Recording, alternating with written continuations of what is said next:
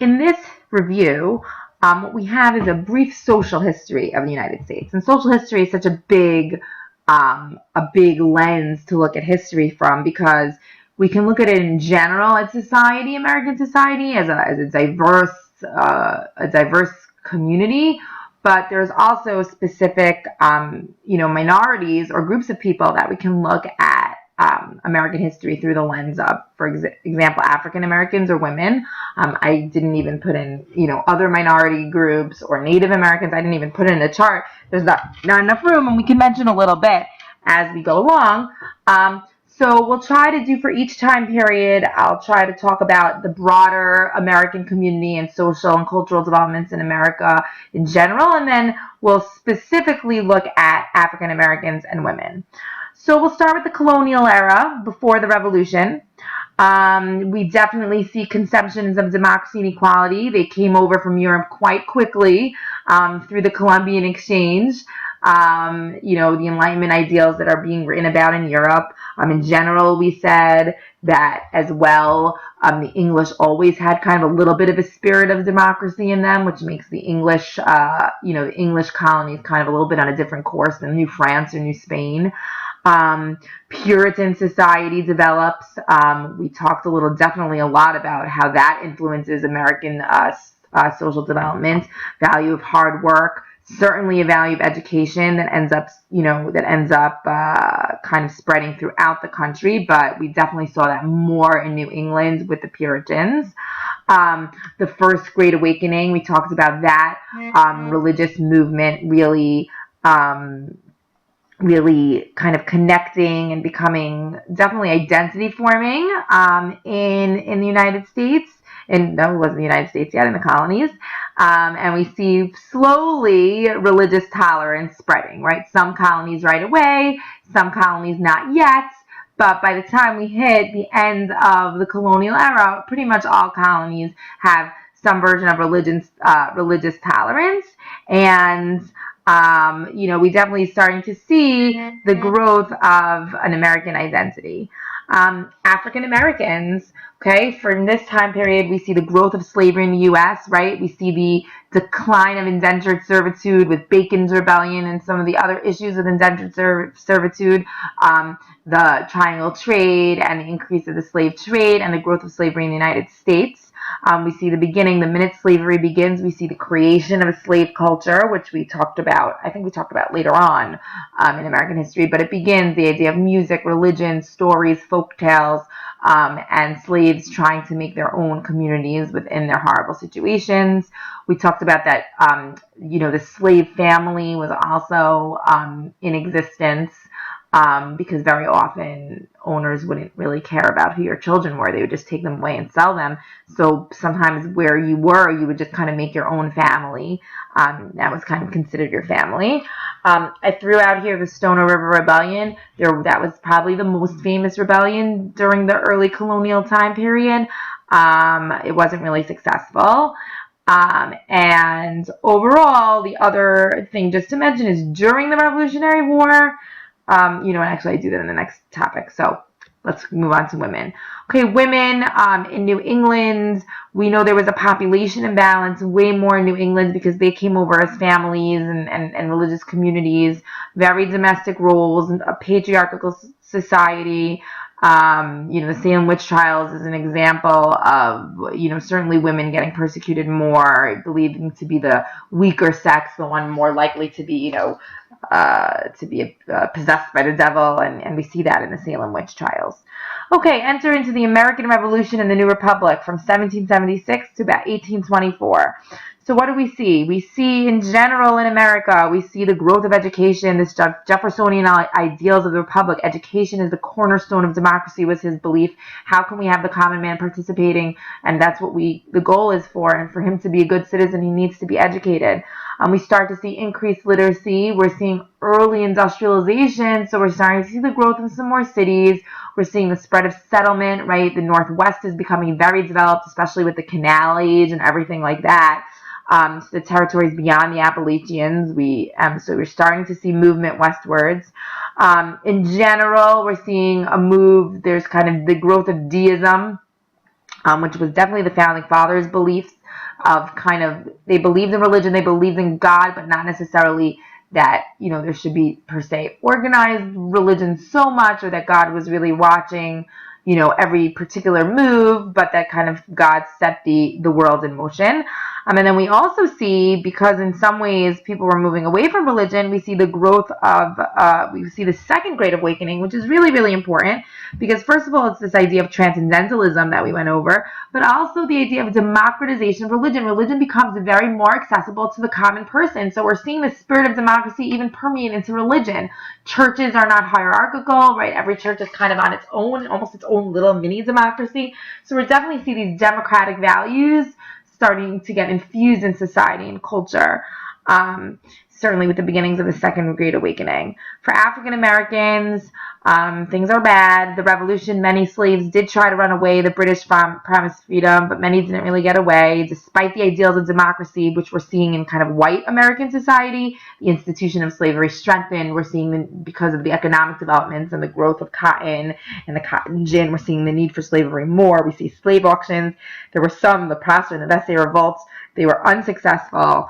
And again, still slave culture, slave families. For women, during the revolution, women did take support, did do things during the revolution. They took roles supporting. Some of them were spies. You had the Daughters of Liberty, who were like the sister organization to Sons of Liberty. Women's literacy was higher because there was this concept of Republican motherhood, the idea that mothers should also be educated to produce good citizens of the new republic. Still domestic roles with very limited rights, no rights in inheritance or divorce or anything like that. Lower class women begin to work in textile mills, though. We start to see with the Industrial Revolution, which is what we see in Europe also, is we start to see the lower class women beginning to work. Okay. And now let's go into 1824 to 1865, the Age of Jackson and the Civil War. So in terms of broad social developments, antebellum reforms, prisons, right, educate with Dorothea Dix, education, Horace Mann, the temperance movements, right, these social movements, people are infused with the spirit of democracy, the desire to they see social problems, they want to reform them. The burned over district, if you remember, we talked about experiments with communal living and utopias. Kind of people are definitely experimenting with different spiritual ideas. Transcendentalism is really on the rise, on the growth. In Henry David Thoreau, Civil Disobedience, Hawthorne, Emerson, we see the rise of Mormonism, and definitely a spirit of egalitarianism in terms of democracy in America. But of course, the elephant in the room is slavery. Despite all of these big changes, we still have, for African Americans, the institution of slavery getting worse and worse. But we're also seeing from the other ends, citizens who are starting to realize how wrong it is. And we see the growth of abolitionism. Frederick Douglass and William Lloyd Garrison and the newspapers and the Underground Railroad, still slave culture, slave families, the Turner's Rebellion, and then the whole 1850s, the tension in the United States over slavery until the Civil War and the Emancipation Proclamation, and we start to see the first black survivor in the U.S. Army during the Civil War. In terms of women, the cult of domesticity, right, is huge, these Victorian values. But again, we start to see women reformers growing out of the abolitionist movement. Elizabeth Cady Stanton, Lucretia Mott, the Grimke sisters.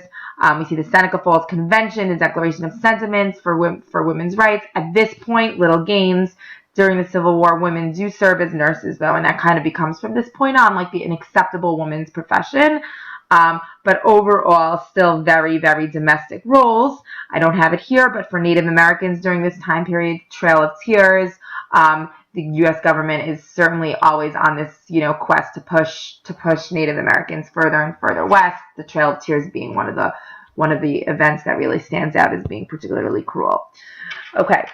1865 to 1919, America becomes a superpower, both in world events as well as economically and industrially. So, broad social developments, emergence of a large middle class due to industrialization, right?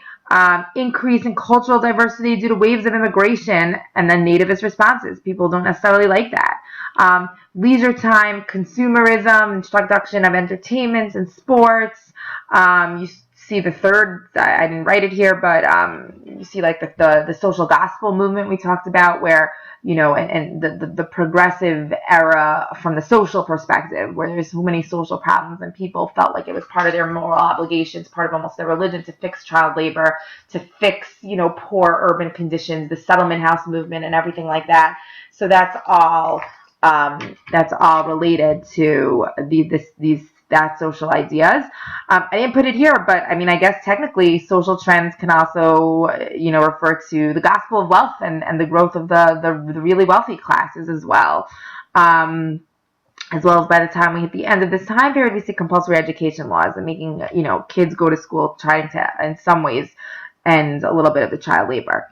For African Americans, radical Reconstruction in the South. We know all the social issues with that. The Jim Crow, by the end, the Reconstruction Amendments, which, on paper gave a lot of gains to African Americans, but with the Jim Crow South, the KKK, all the impediments in blacks voting, it's rough. There is limited advancement in education, like Howard University, the progressive eras, the NAACP, W.E. Du Bois, immediate integration versus slow process of integration. So there are a little bit of gains.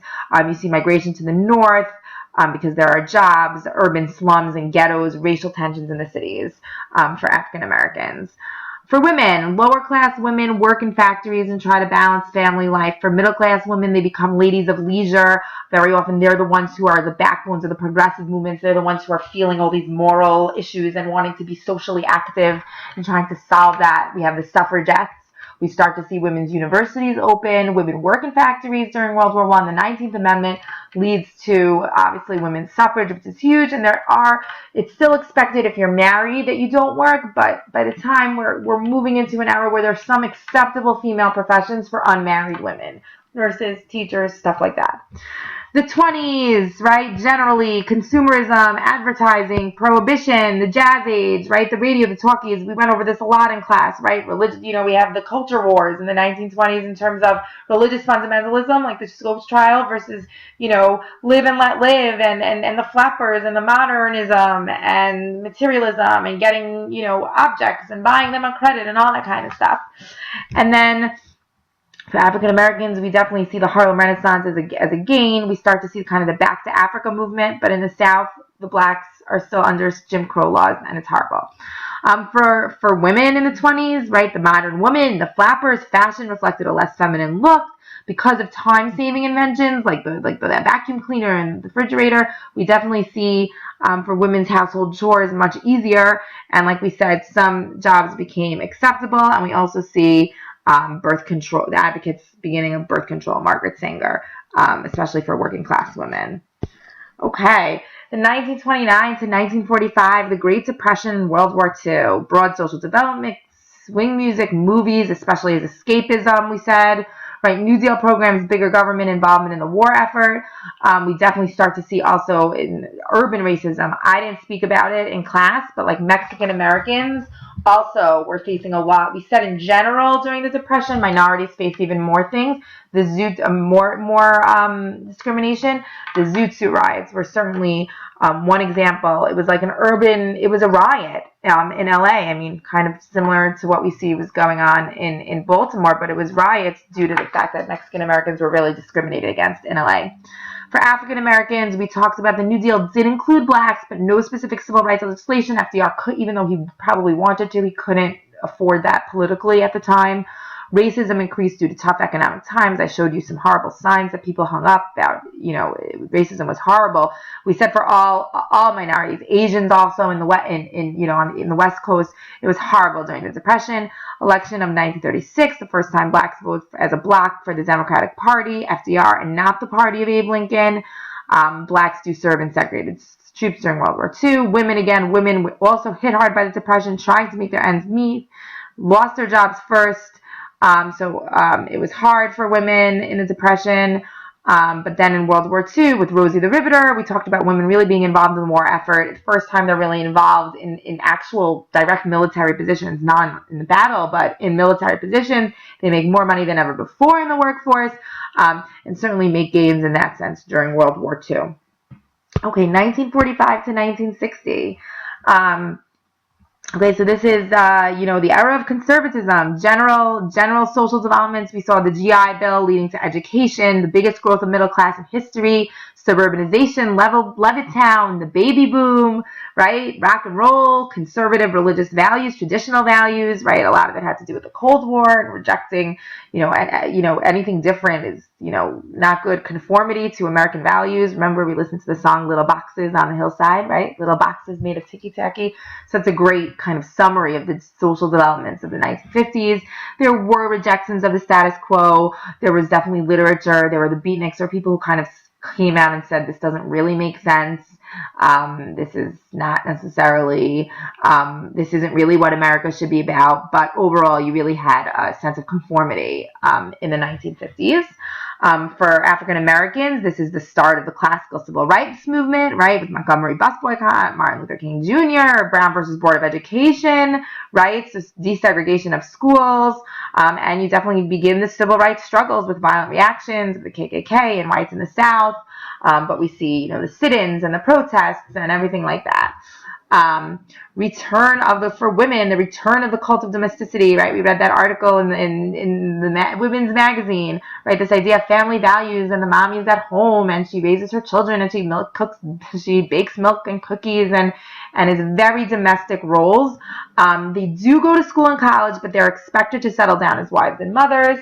But sometimes they do work. Usually, if they were not. Usually they did not, but if they had to, they would work in female professions, nurses, teachers, secretaries. You didn't really see women in other kinds of professions.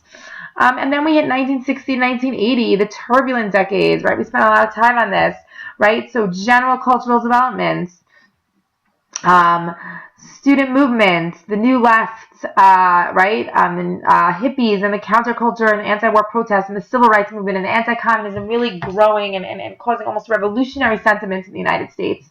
Growing cynicism overall towards the government. We're seeing sexual revolution, in terms of what's becoming acceptable sexual values in society. We're seeing tons of movements for equality. Blacks, women, Hispanics, Native Americans, Cesar Chavez and the United Farm Workers. One of the biggest problems for a lot of Hispanics is they worked kind of in the West and the Southwest, and like California, as like migrant farm workers.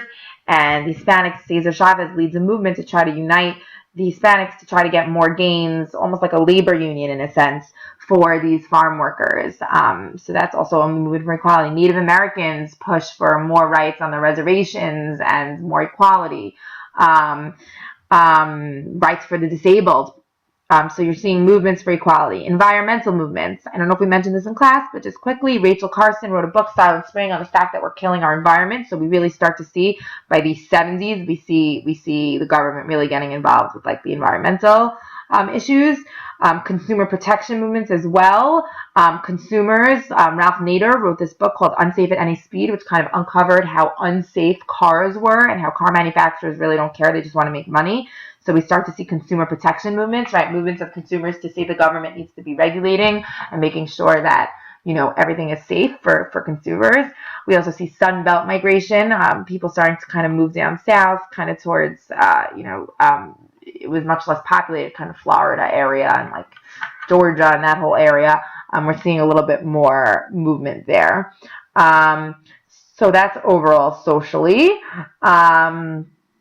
And then in terms of African Americans, we see the continuation of the civil rights movement, the Freedom Summer, the March on Washington, the Freedom March, the major legislation, Civil Rights Act of 64 and Voting Rights Act of 65, really, really important, which really kind of end Jim Crow and give voting rights. And then we start to see the splitting of the movement kind of fitting into the whole turbulence of the 1960s. And we're starting to see nonviolence and integration versus black separatism and violent approaches like Malcolm X and Black Panthers, who really turned a little bit of the civil rights movement into violence. We see the assassination of civil rights leaders, which also leads to the turbulence.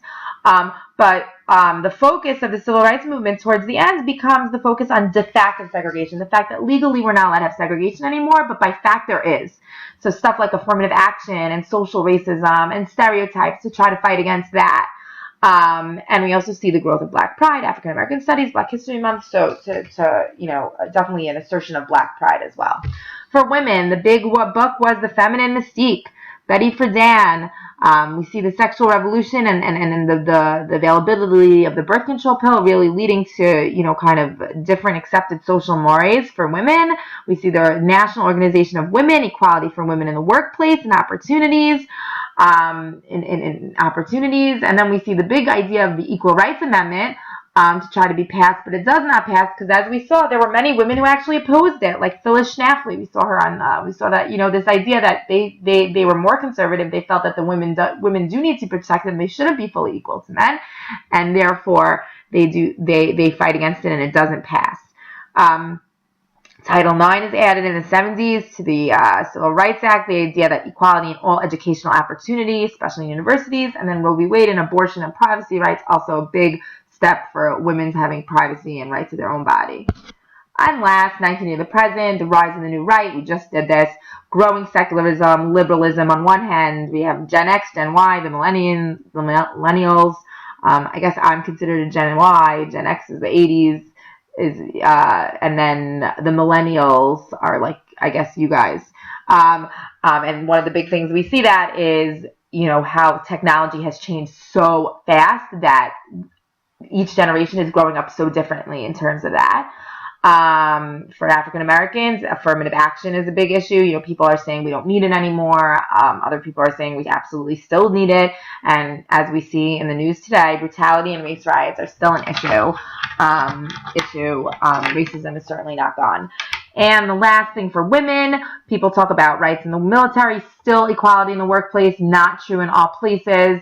And this idea of a glass ceiling where women still feel that, we're raised to think we can go anywhere, but is it really true, or is there really a glass ceiling? We can see the top in different areas, but in certain places it's really still a boys' club. And that is social history in a nutshell.